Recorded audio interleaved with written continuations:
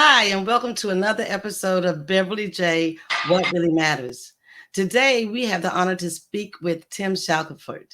He's going to tell us a little bit about himself and this organization and project that he's working on that I feel like really matters. How you doing today, Tim? I'm good, Beverly. How are you? I'm good. And I'm excited to talk about this project. But I'm going to let you start it off. Tell us about yourself and your program, and tell us what it's all about. Okay. Like you said, I'm Tim Shackelford, and I grew up in Pittsburgh and moved here when I married my wife, Ethel Shackelford, and we raised our family here.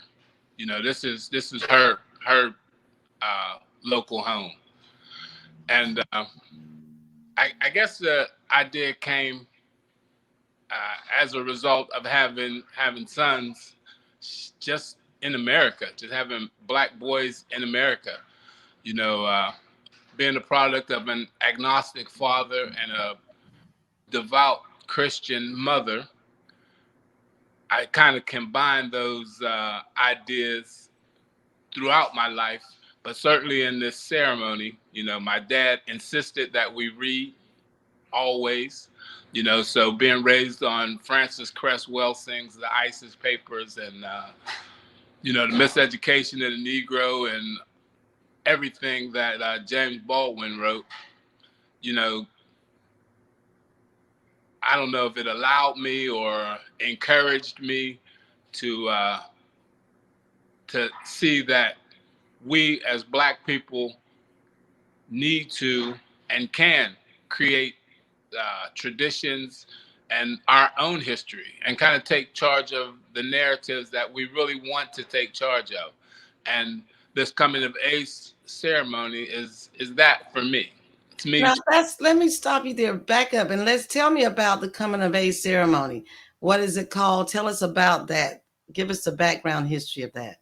Well, it's called the coming of age ceremony, but it's a coming of age ceremony and a naming ceremony. And like I said, it's me trying to take charge of a narrative that I thought had kind of gotten lost or gotten out of hand, where young Black boys were coming of age or using negative things as their coming of age. They were becoming men in prison or thought of themselves as men after they had fathered a child. This is what makes you a man. They had so many things that were negative had become connected to what it was to be a man. And I thought we could, create a tradition and take charge of the narrative of what coming of age is.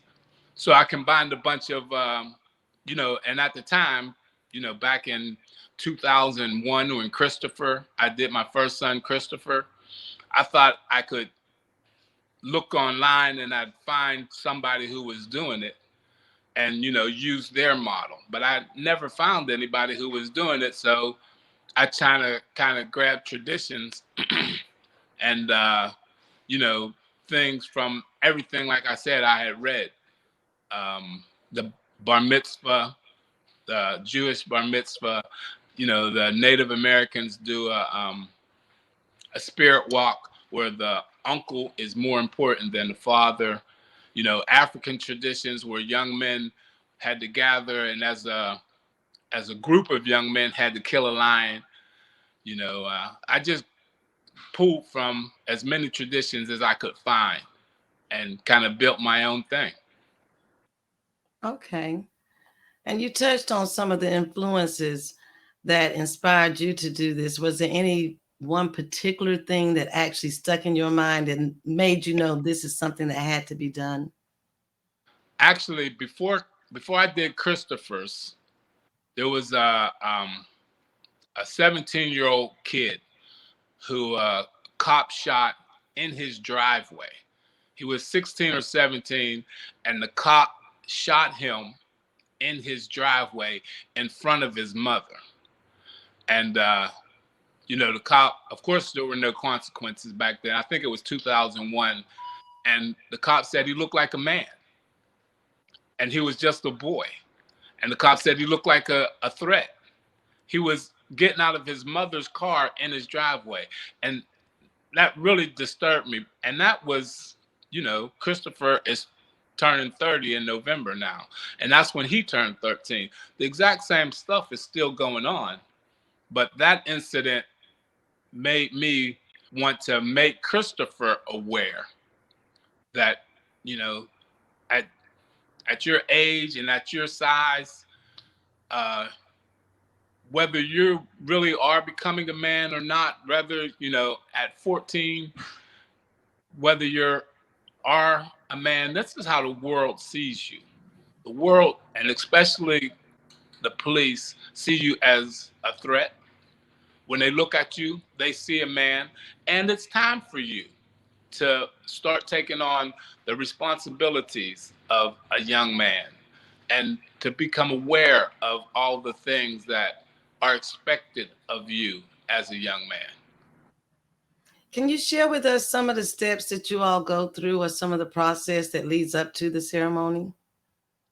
Well, like I said, Christopher was my first, and some of the things that I read were, scarification that Africans do, where they would scar their faces or pierce themselves, and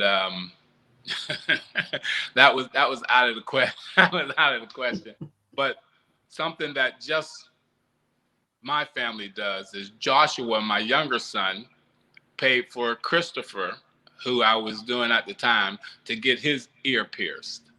And I thought that piercing was important, and it was important to Christopher. I also chose an African name for him, and the name I chose for him was Kafil Akua, and it means child born on Thursday and most beloved son. And we had African outfits, and I invited all of his uncles and all of my family to join us. We observed libations, which I think is very important in a tradition in the African community that dates back forever, and almost every young Black man has participated in libations, whether they realize it or not. Whenever they pour out a drink for the brothers who've gone before them, that's practicing libations.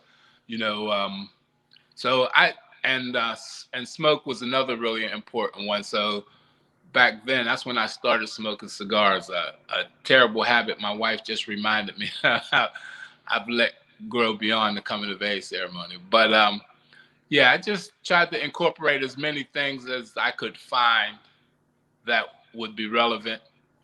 And for the one I'm doing now, this is like my eighth or ninth one that I'm doing. Now my grandson is doing it, and his little brother just yesterday or just Saturday, was it Saturday? Just a few days ago, his little brother, who's 10, we all went to the mall and bought him a pair of earrings and had his ear pierced. And he's so proud to have his ear pierced, and he's learning the scripture that his mother picked out for him. And it's so important to me for him, the second generation of my family, to be going through this. And, we're all very excited about it. Well, I know that you took the guys camping a week or so ago. What are some of the topics that you talk about with them when it comes to actually the growth of a young Black man in the society that we're living in right now? Unlimited. There's absolutely nothing that goes on in their life that their Blackness and their age doesn't affect.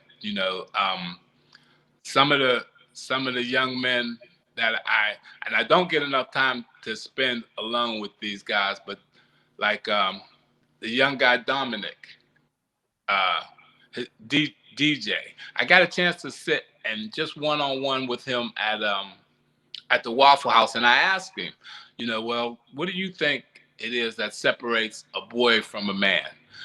And just without thought, he said, and just as smart as any man has ever said, he said responsibility. He said, being responsible, he said, when you're a boy, you don't have to be responsible. But when you become a man, then you have to be responsible. And man, that just struck me that these kids are smart. They're savvy. They understand. And they can't be taken for granted or treated like children. I think it's very important that the communication that you have with him, that's something that I feel like that is missing, you know. And do you plan to have this as a continual process, so that this ceremony is at the end of a process that's happened? You know, is it where you meet with them on a certain amount of basis, or what is the relationship between you and these gentlemen that are going through this ceremony? Well, most of the young men that I've done are members of my family or a very close extended family. So most of these young men I know and have a relationship with. Um, this time and the last time, there have been kids that I don't get to connect on very regularly, like Jay, and he's my oldest daughter Jennifer's best friend's son, and you know Monica, my youngest daughter, who's 29, babysat him. So I've known him his whole life. And whenever he got in trouble, his mother would call me and say, "Would you come and talk to him?" And I'll go talk to him. And a few months after we did the coming of age ceremony, he got into a situation, and I got a chance to look him in the eye and tell him, "Look, if you don't stop doing right now what you're doing, you're going to end up inside a year, either in jail or dead." And sure enough, it wasn't 2 days later that he was in jail. So that's kind of a negative story. But another story is a young man who, Darion, who I've been in his life for from the time he was born. Buying Christmas gifts and birthday gifts, and taking him on trips. He's been to my house almost as many times as in Pittsburgh, almost as many times as my children have. And whenever my family comes, they ask about him just like he's one of my children. He is he just wrestled for the state championship a few days ago, and he's doing really well. And he doesn't do much without letting me know. When he got a girlfriend that he thought was serious, he brought her by to meet me. So I try to stay in these kids' lives, and I tell all of them and all of their parents that this isn't a one and done for me. I want to be in these kids' lives as much as you'll allow me to be. Well, I know that you also have other people that are coming on board that are supporting you, who are also male figures that are ones that are, you know, an honor to look up to. Could you tell us about some of the people that are coming in to support you and that may be speaking at the event and how the event is going to go? Yep. Judge Faison has been an enthusiastic supporter, and I really look forward to what he has to say. And he's already met with the boys on June 10th. We went to 10th Street Park, and Judge Faison met with them and shook their hand and, talked to them a little bit. And the commissioner, Jonathan Barfield, he's also enthusiastic and has given me a bunch of support. And he's going to be there. Big B, he has a prior engagement, but he is also an enthusiastic supporter. So, and I have a couple friends like from the Marine Corps, Sergeant Major Jenkins. He's coming down from Virginia, and my other Marine Corps friend, Sergeant Major Smith, who lives in Jacksonville. He said he may not be able to make this one because his oldest son is having a baby in July. But I've tried to, and a lot of these guys, my brother-in-laws are coming, and I got friends from DC. So I'm bringing in a lot of men who I admire from the community. All these men have been influences on me, just watching Jonathan Barfield's success. Every time you see him on TV, he has on a suit, and he's, a community leader and making decisions. And, he's a great example of where these young men can go and hire. And the judge, man, he's such a powerful and imposing figure. He's practically a giant. And he went to school on a football scholarship, and became a judge, not a professional football player. So many of these young guys, want to be professional football players. And another one is Kadeem Allen. He really wants to be a part of this, but he's in training now to get back into the NBA and may not be able to come, but his name is on everything, and he insists that any way I can get him in, he wants to participate. And he is certainly the culmination of most of these young guys' dreams. On draft night, he was drafted by the Boston Celtics. He's pivotal. You know, all of these men are, and I don't don't mean to minimize the women's contribution at all. My Well, wife. let's talk about that. Let's bring your wife on and let's hear about some of their contributions. All right, here's my wife. She's trying not to participate, but come over here, sweetheart. Actually, yesterday was our 31st wedding anniversary. Oh, congratulations. Congratulations. Well, I'm gonna give you all the spotlight in a minute. I want to hear about what your contribution has been and the things that influence him to think the way he does from your point of view. I'm behind the scenes, so I do all the prepping and getting the stuff ready and making the kids make sure they're there. Try to help with the parents, talking to the mothers. A lot of them are single moms, so they need a little push. Let the men step in and you step back and let them take over. His idea, he came up with it on his own. I thought it's a fantastic thing, little boys. Like Darion was the success story that he had. And he's a number 2 in wrestling.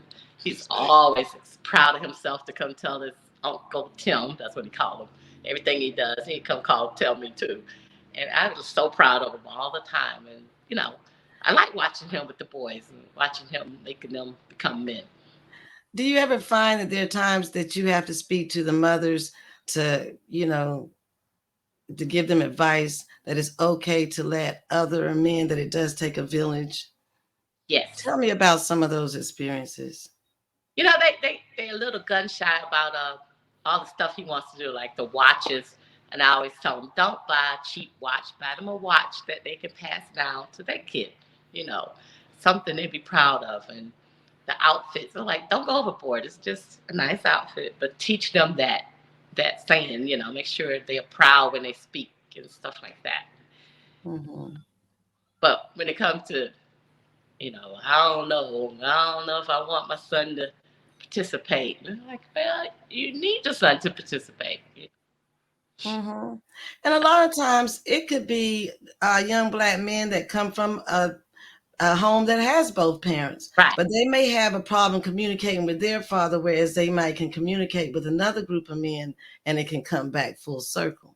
Right. The key thing is communication. And when they take the boys off, all the men go off with the boys, and I don't know what they do because the women don't go. But it just looks so interesting. I'm like, wow, what are they talking about over there? But the boys be so attentive, and their little faces be looking straight at the men, listening word for word what the men tell them. And they come back and they be, just smiling and happy. That is great. Well, I look forward to following this event. And perhaps if everybody can't be in one place with the digital age that we're in now, we can get people, whoever you all would like to come on as guests, to tell their opinions and to speak with the guys virtually if necessary. Tell us when the event is going to be, and if it's public or not public, or who is invited, and and we're going to follow up on it. But tell us some about the time of it. Okay, it's July 10th at Gina's on Shipyard. Addresses on the invitation, and I handed out a bunch of invitations and gave a lot of verbal invitations as well. I think there's a limited amount of seating, so not everybody can show up. But after the event, everyone, everyone is invited to my house, and I know all the young men will be at my house. So we're having a cookout after the event, and everybody can come there. The event pretty much consists of these young men in their African outfits, which all of them are really looking forward to putting on. I got to see a couple of them, and they're at that age, they have to act cool. So even though they're excited, they try to act like, yeah, there's my outfit. Yeah. But they're the ones that I've got to see with their outfits, they're excited, and they're excited about this opportunity. Almost everyone in the world is nervous about public speaking. So these young men are nervous about, having to say this speech or this, prayer, whatever their parents have prepared for them. And everyone has prepared something different. And it's always a matter of the choice of the parents of the young boy, what they say. There's nothing set. But they're looking forward. They're looking forward to that too. We had handshaking class, and just so many things that are important. So many things that are those small things that I think will carry a young man a long way. A good watch, and me and the judge agreed on this: a good watch, a good pair of shoes, and a good firm handshake will get you over. It absolutely will. These are the things that still really matter at an interview. When you go to interview for a job, a good watch, a good pair of shoes, and a good handshake can get you a job. And that's important. So these are, small things that I think I can help contribute to these young men and, help move them along. Well, I'm excited about it. I look forward to it. And I look forward to continually following this whole project. And like I told you the other night, I think this is just going to be an ongoing thing. I can really see it being a very big contribution to the community, as for people as a whole. I agree. And like I said, this is like my 8th or 9th one, but this is the first time I've ever tried to get a public eye on it. It's always been a thing just for my family and kind of my extended family. And still, I consider all these kids my extended family. Most of them who are doing it call me Uncle Tim. And the ones who don't, I've either known them or their parents for a very long time. Like Zion. Zion's father played basketball at Hanover, and I was always a big fan of his father's. So when we talk, that's what I ask him about. Is your game like your dad's? And he's like, yeah, I think my game is like, and it's just such a pleasure talking to these guys, man. It's just such a pleasure. Yeah, they're smart too. Yeah, and so like I was saying, this is the first time I've ever had real public eyes on it. So maybe the next time I do it, we can, we can include you and kind of make it bigger. And I would love to interview some of them. I would love to have some of them on the show so we can hear their points of view, because I bet you they even have a longer list of things that they've gotten out of it than you can even remember that you've talked. I hope so. That would really, really be special. Like I said, like my wife said, Darion, we just much, and he's so successful. And in the face of odds that, that society would insist he wouldn't be successful, but he's very successful. And to think that I may have had something to do with that, man, that just sends me through the roof. That's excellent. That's excellent. Well, it's been great talking to you guys, and we're going to follow up. So everybody continue. We're going to share links and everything so that people can keep up with this from the ground floor of it. They can see how it's developing, and we're going to do more interviews, and we're also going to have the ceremony itself taped. So everyone look forward to this. I know I do. And thank you guys again. Oh, one other thing, Beverly, Friday, we didn't mention the barbershop talk. I'm going to have all the guys at the barbershop this Friday, Red's Barbershop, and we're gonna have a barbershop talk. You know, as far as I know, just me and the guys will be in there. Me and the 6 young men who are doing it. If Kadim's in town, I'll try to get him to come. But you know, and I'll just get a chance to talk to them. You know, I'll let them know that, you know, at the ceremony, there's going to be a bunch of guys talking to you, but this is your opportunity to express, you know, what you think, what's important to you to talk about. And so maybe, you know, I think we're going to stream that, correct? Yes, we're going to definitely try to have that stream. So tell us the time that's going to be. And I'm also going to post what different venues a person can see it on. They'll definitely be able to see it on Beverly J Show. And we're going to try to have it streamed on YouTube as well. But everywhere that we will have it streamed, we're going to have it posted under this also. But tell us the time. It's going to be Friday at 5 at Red's Barbershop. It's 12 North 4th Street, I believe it is. Yes. Yeah, 712 North 4th Street. And that's Red's Barbershop. Okay. He's also a big supporter. He's been instrumental in getting these guys together, and his wife is the party planner. And say the date of that too, so that when people watch it later, they'll know when it was originally done. It's July 9th. It's the barbershop talk. And after the barbershop, we'll go over to Gina's and do a rehearsal because the event is July 10th on Saturday. Okay, excellent. Yeah, it probably starts at 1 o'clock. It'll start at 1 o'clock, and it'll only be maybe 2 hours.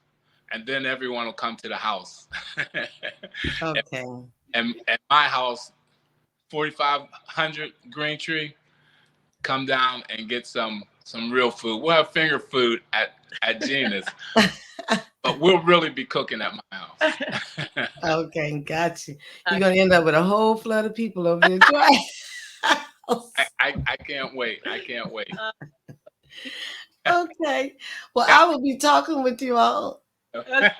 Well, yeah, I saw her face. She was like, "You just gonna say all the dress out there?" I might have to edit that out. She was like, We're gonna have to do some editing on this part.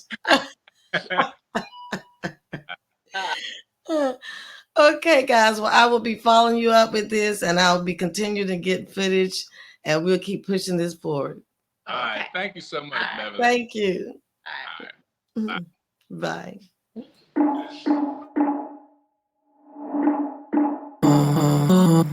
Bye.